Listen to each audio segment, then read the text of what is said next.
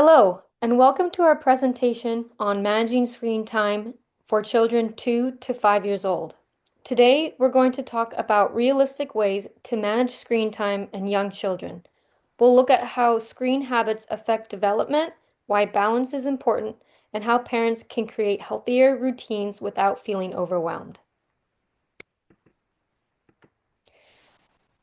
We want to begin by recognizing something important. If you've ever worried about your child's screen use, you are definitely not alone. Many parents today are facing the same concerns. Maybe your child becomes upset when screen time ends. Maybe devices are being used more often during busy or stressful moments. Or maybe you've tried setting limits, but nothing seems to work consistently. Young children are naturally drawn to screens because they are colorful, interactive, and entertaining. The challenge is that too much screen time can sometimes affect sleep, attention, physical activity, communication skills, and even behavior. As parents, it can feel exhausting trying to manage these situations every day. But the good news is that healthy screen habits can be taught gradually, and small changes can make a big difference over time. The goal is not perfection. It's about balance by helping children enjoy technology in healthy ways while still making time for learning, play, movement, and family connection. The American Academy of Pediatrics recently updated its recommendations on screen time, and one of the biggest messages is that screen use is not just about counting hours anymore. First, the AAP emphasizes that the quality of screen time matters more than simply the amount of time spent on devices. Educational programs, interactive learning, and watching together as a family can be much more beneficial than passive or unsupervised screen use. Second, healthy daily habits should always come first. Screen time should never replace important activities like sleep, outdoor play, family interaction, reading, or physical movement. Experts recommend creating screen-free moments, especially during meals and before bedtime. Finally, parents play the most important role in helping children develop healthy digital habits. Children learn by watching adults. When parents model balanced technology use, set clear boundaries, and stay involved in what their child is watching, children are more likely to build positive habits themselves. This slide covers the 5 C's from the American Academy of Pediatrics and how they help parents manage media use for children ages 2 to 5. Kids at this age are learning a lot and might be curious about the content that they see on media.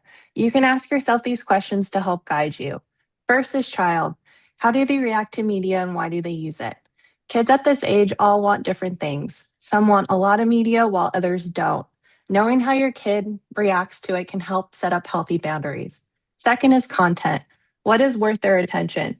Educational shows like Sesame Street are great for learning and emotional growth, but try to limit YouTube and avoid apps or games with aggressive content. Third is calm. How do they calm emotions or go to sleep? Don't use screens to distract children when they are emotional. Instead, help them label the emotion that they are feeling and gently redirect them to stay calm. For winding down at night, use consistent bedtime routines instead of media. Fourth is crowding out. What does media get in the way of? Screens can take away from family time and activities. Avoid letting your child have open access to phones or tablets. Lastly is communication. How can you talk about media to raise a smart and responsible child? Kids at this age are starting to learn more words. It's good to talk with them about what they watch and connect it to real life. Overall, the 5 C's help parents make healthy media habits for kids. Now that we've talked about screen time guidelines and the 5 C's of media use, we're going to discuss a practical tool you as a parent can use, which is creating a family media plan. A family media plan is a shared set of expectations around how screens fit into your family's daily life. It gives families a chance to pause and ask, how do we want media to support our family? And where might it be getting in the way?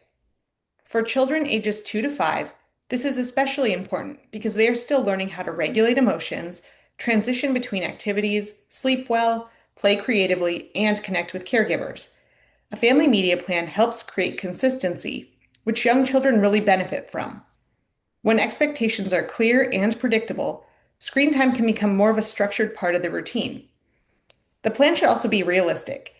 Every family has different schedules, values, stressors, and needs. So the best media plan is the one that actually works for your family and can be followed most of the time.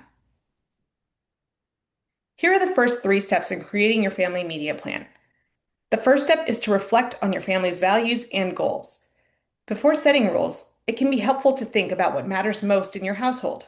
For instance, maybe your family really values outdoor play, family meals, bedtime routines, creativity, or connection.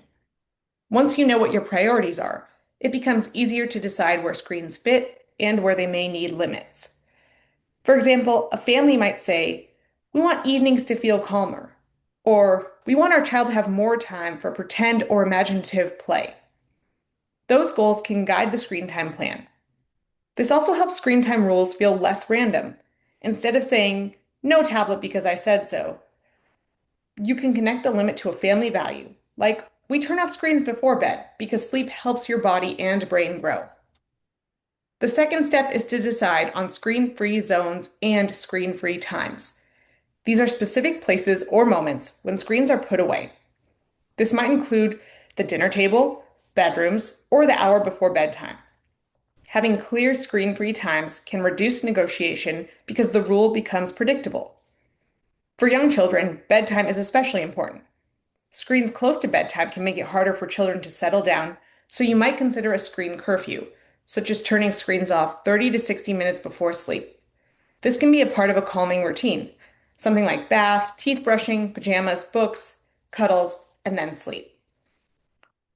The third step is to consider age-appropriate content and time limits. For children ages 2 to 5, quality matters just as much as quantity.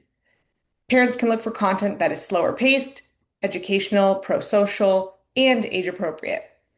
Ideally, screen time should not just be something children consume alone for long periods. When possible, you as a caregiver can watch with them, ask questions, and connect the content to real life. For example, if a child watches a show about animals, you could ask, "What animal did you see?" Or, "Can we pretend to move like that animal?" This turns screen time into an opportunity for language, play, and connection. Time limits are also helpful, but they work best when they are consistent and communicated ahead of time. You could say something like, "You can watch one episode and then we're going outside." Or, "When this timer goes off, the tablet is going to be put away." For young children, transitions are hard, so warnings, timers, and replacement activities can make the end of screen time smoother. The next steps focus on collaboration, safety, and flexibility. Step 4 is to collaborate on the media plan. While you can set limits, children are more likely to cooperate when they feel included in some way. For a 2 to 5-year-old, collaboration might sound like offering 2 choices. Would you rather watch your show before lunch or after nap? Or, when screen time is over, do you want to play with blocks or go outside? This helps children practice decision making and can reduce pushback because your child feels like they have some voice in the routine. It is also important to offer offline alternatives.